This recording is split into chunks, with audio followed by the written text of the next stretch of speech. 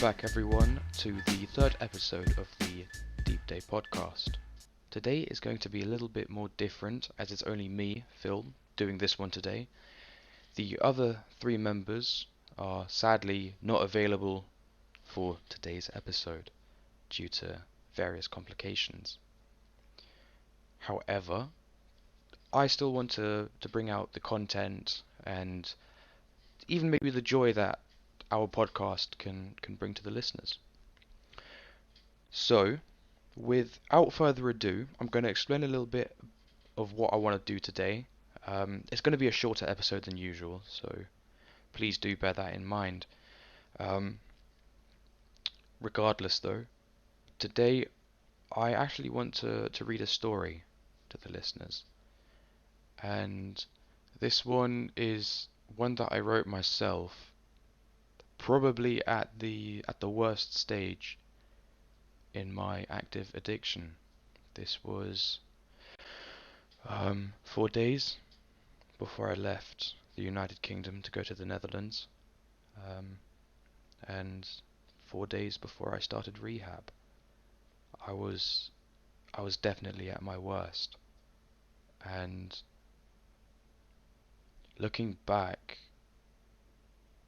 well, I don't know. I was an absolute mess, really. Um, I'm glad I'm no longer at that point in my life. Anyways, August 8th, 2020. The inner works of a broken mind. I sit in a void that stretches into the infinite expanse of time and space, twisting and growing into the broken branches of a troubled soul. Crystalline water shines like liquid gold, reflecting the ever-setting sun of my dying world. The raging fires of hatred, self-loathing and fear cut across the empty peace, burning plants that are already too dead to die, roasting the planet into untouchable ashes, and melting the icy indifference in the voice of the voiceless. It's a world, my world, on fire. It's the paradise of a madman, the writings of a broken and troubled mind. I make my wings and fly them high. Only real birds will ever reach the heights that were never meant to be mine. Death is only a small price to pay for the long climb up Everest, a momentary sense of clarity and fame. I'm drugged up on poison and blockers, scraping intensely and furiously at the blackboard of sanity. I'm shrieking at the sane, who watch from the safety of a glass panel. 5 feet of protection against the hollow child who cannot distinguish between fiction, reality, and tangible lies. I am seeking the shelter of sanity. I finally pray for those who don't throw themselves off skyscrapers. It could have been me. It's an agonizing, slow death from the mentally stable, only to be rewarded by the sweet sleep and a fake heaven. I am out of my mind and stuck in my ever-going imagination. I hate my life and it hates me back. The creeping tides of limitless expectation, the unwavering responsibility weighs heavily on my damaged heart, and emotions swing through my mind and fleeting like a bird in flight. I am steadily declining as the support crumbles around me. The sand starts falling through the other side of the hourglass. I am near my own end. I despise my brain, but I see myself too sane to mind it. It tears at the memories and shreds all purpose from past actions. I am losing height and slowly plummeting. The melting wax wings drag me further into the domain of Icarus. The overconfidence and obsession. I am a puddle of the weak and dependent. Didn't you know that death is sleep's twin? The pendulum swings across the boundaries of my mania and depression, the whiplash of the mentally unsound I call prison, of amplified suffering and frozen fear. I dribble with anxiety. It's only the surface of a turbulent ocean. I am drowning in the lost, only to be found behind a television screen. Morpheus, a master of the mind, recording an unpredictable and impending disaster. I am waiting for the cryptic uncertainties of reality, looking for the burning light of truth. In all my life, no one entertained the thought that maybe God doesn't believe in us. After all, belief is only a hollow scope, too afraid to understand that existence is truly meaningless. Don't you know what I mean? I won't crack just yet. Fate still has her plans for me.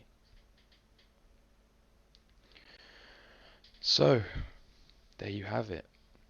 That was me at my worst stage in life. In all my 17, almost 18 years, I don't think I've ever been at a deeper or worse part. Yeah. I'm glad though that I'm no longer there and that I have started to find myself and discover myself more.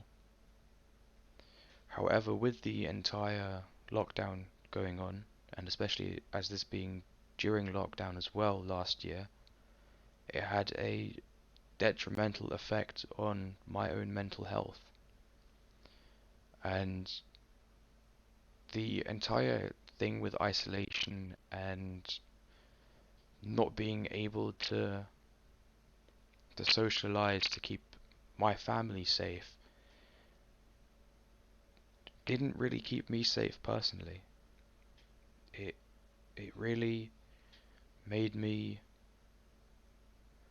well, I don't know, it made me worse off, I would say.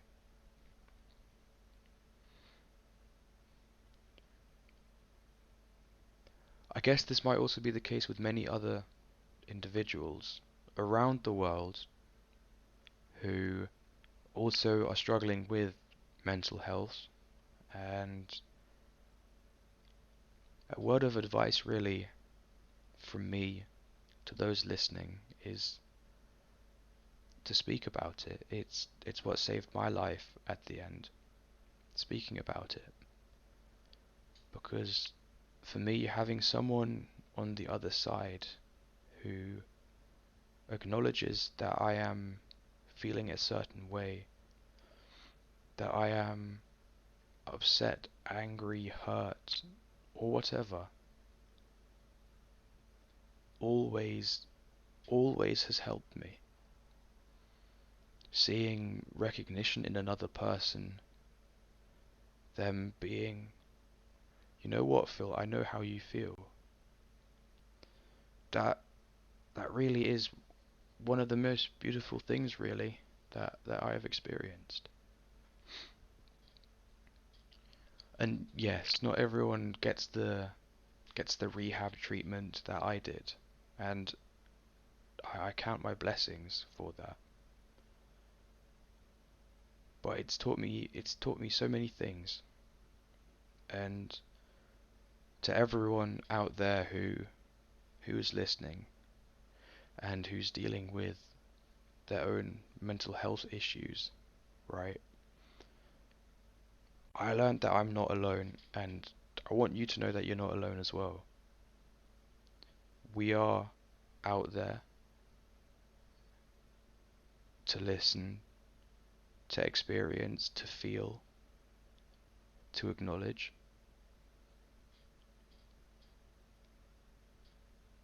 Yeah, it's important to know that you're not alone. I thought I was alone for a very long time.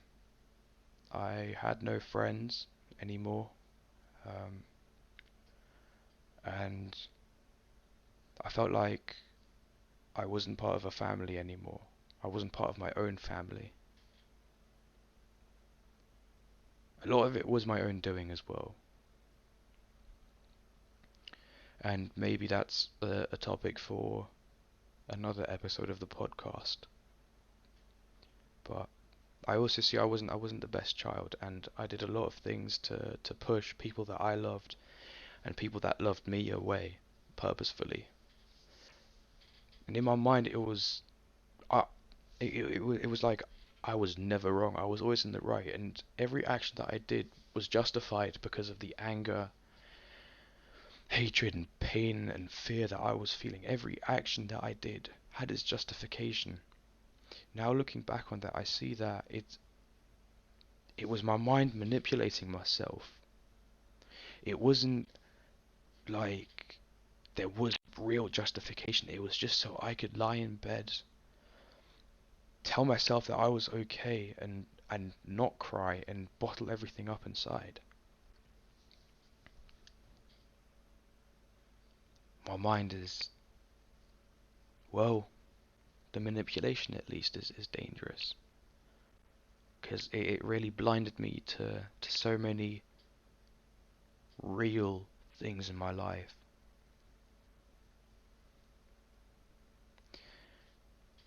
However, I'm glad I see that now, or I'm on that path of discovery.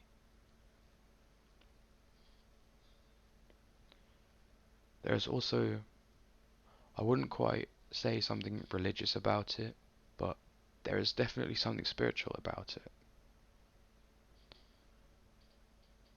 I don't believe in God, let's say, but I do believe in a higher power, that there is something above myself, because so many times I thought I was God. Not so much in the sense that I created the earth or whatever, but bought popularity and bought friends and my own head placing me above other people, yeah, made me think I was something I actually wasn't. And what I realized is that being at the top, it's lonely and sad, because I want to be with my friends on the same level, because that's when I understand them the most, and that's when I feel like they understand me the most. We are equals. Anyways, I could go on forever really. Thank you to everyone who listened, and next week we'll have a normal episode out for you guys. So yeah, I'm just gonna roll the outro. Thank you. Thank you for listening to the Deep Day podcast. You can find us on Instagram, Spotify, iTunes, and YouTube. Enjoy the podcast, and more can be found at www.deepdaycast.com. Thanks again, and have a great week.